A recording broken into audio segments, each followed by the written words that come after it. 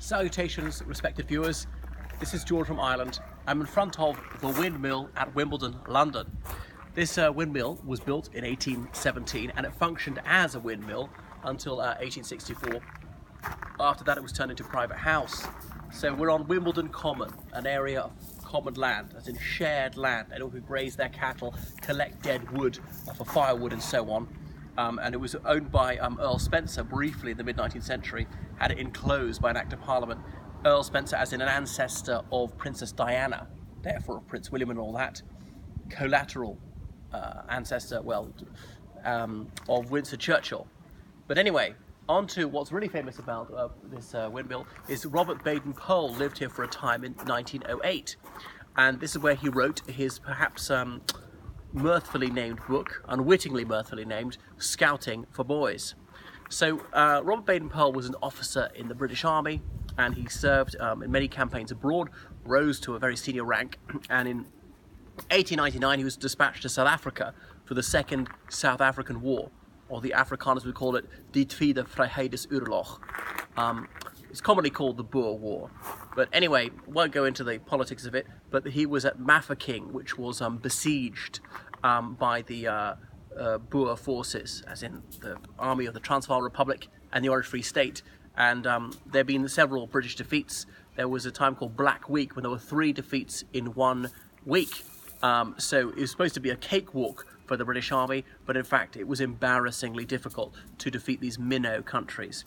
The British did prevail in the end, but Mafeking was relieved and Baden-Powell had held out against all the odds, so there was a great jubilation in this country. Indeed, the very word Mafeking became a verb in British English, meaning celebration, or to celebrate rather. So he was lionized by the press because it was one of the few bright spots on the horizon for the United Kingdom, and he came back to the United Kingdom. He retired from the army. In 1907, he held his first camp that August at Brownsea Island for boys. People are very worried by the South African War because 1/3 of those who'd volunteered for the British Army had to be turned down on the grounds of physical unfitness. These bantamweights, some of them had rickets and other diseases owing to nutritional deficiencies in childhood.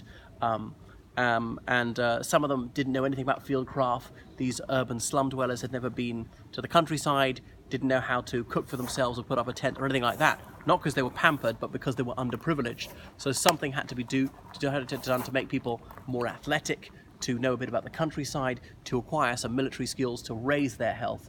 And indeed, it resulted in governmental policies as well. The beginnings of the welfare state and free milk for school children. But Baden-Powell, he wrote his book, Scouting for Boys, a year after the movement was founded, living here in this windmill. He never married. He was completely devoted to the Scout movement. He was chief scout of the world, and he said that scouts should serve God, their country, their community, do one good deed a day, be prepared and all that, and learn not. It was quasi-military. And because of his time in India, he used some Hindi words in scouting. So there were Girl Guides as separate, but they've since merged in this country.